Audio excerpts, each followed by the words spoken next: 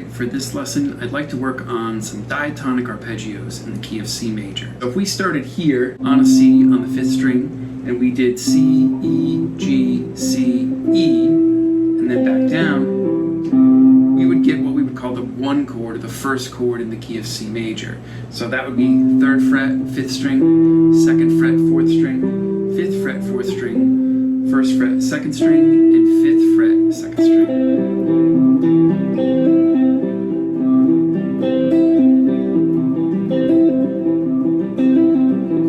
So now for the 2nd chord in the key of C is D minor or D minor 7. What we could do here is just simply start on the 5th fret on the 5th string and do D, F, A, D, F, jumping over to the 2nd string. So that's D, F, A, D, F, 5th fret, 5th string, 3rd fret, 4th string, 7th fret, 4th string, 3rd fret, 2nd string, and 6th fret, 2nd string. So that would be a D minor arpeggio. Here's E minor. So that's E, G, B, E, G. Here's F major. Here's G. Here's A minor. And here's a B minor chord with a flatted 5th. And then we go back to C. So this actually makes a really cool exercise because you can start here.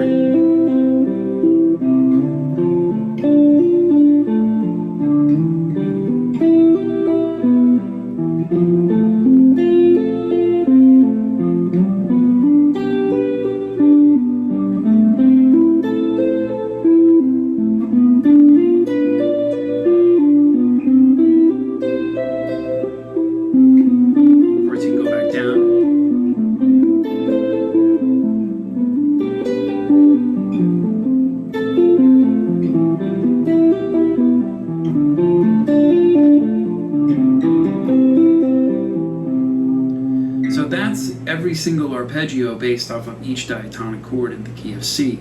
Of course, with the 1 chord being C major, 2 chord being D minor, E chord being E minor, F major is the 4 chord, G major is the 5 chord, A minor is the 6th minor chord, and then the minor chord or B minor with a flatted 5 or half diminished. It's a diminished triad, or a B minor 7 flat 5. It's not a full diminished chord. So that gives you the diatonic arpeggio starting from the 5th string, starting from the 3rd fret, up to the 15th fret, and then back down. You could also do the same thing starting here on the 3rd fret of the 4th string, starting with F. So that's F, A, C,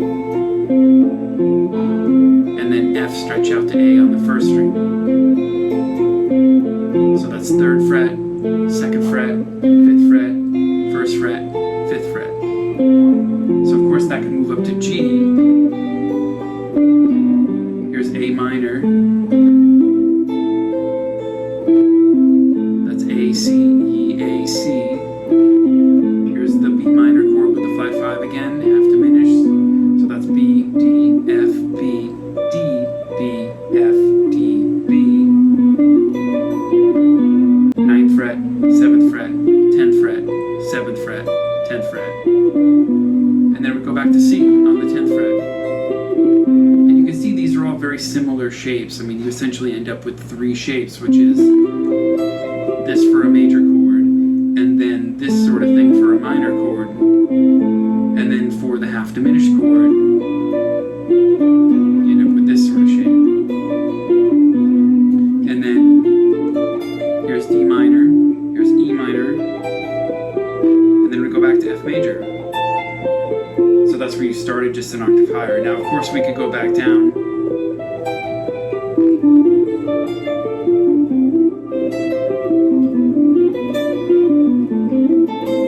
A minor, G, and then there's F. In context of making a sequence, you could also mix moving from the 5th string set up to the 4th string set. Things like... So what's cool about that is over a C chord, like you heard in the intro, is I could play C,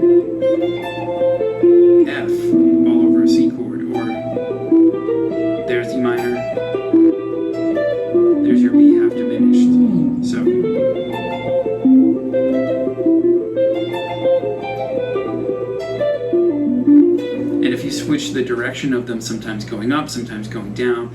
The way that you move between them can also make the sequences really interesting. At practicetheguitar.com, I have an entire exercise that covers these and goes through the sequence at 15 tempo, starting slow and gradually getting faster and faster. There's a full lesson for this on there, backing tracks, there's videos at 15 tempos that you could play along with. This is a super useful exercise, and it's really useful for branching out and adding new sounds and adding new interesting arpeggios to your soloing without having to be doing the sweep picking patterns.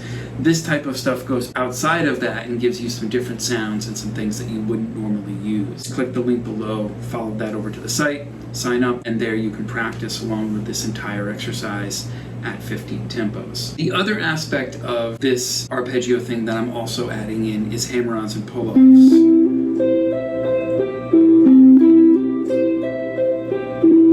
And of course, while you're skipping strings, you could very well just pick every single note. But the hammer-ons and pull-offs make it sound at least a little smoother and a little more legato-like. And what I'm doing there is anytime there's two or more notes on one string, then I will just pick the first note, and then that's where I would take the opportunity to do a hammer-on or a pull-off. And usually you're using hammer-ons when you're ascending through a pattern, descending for pull-offs.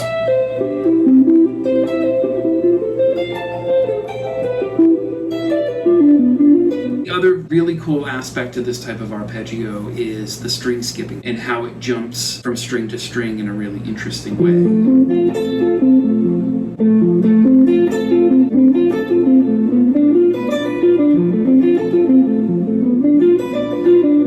Head on over to the site. You can go check this out there and practice along with it at 15 tempos. I hope you really enjoyed this lesson. Hope to see you next time.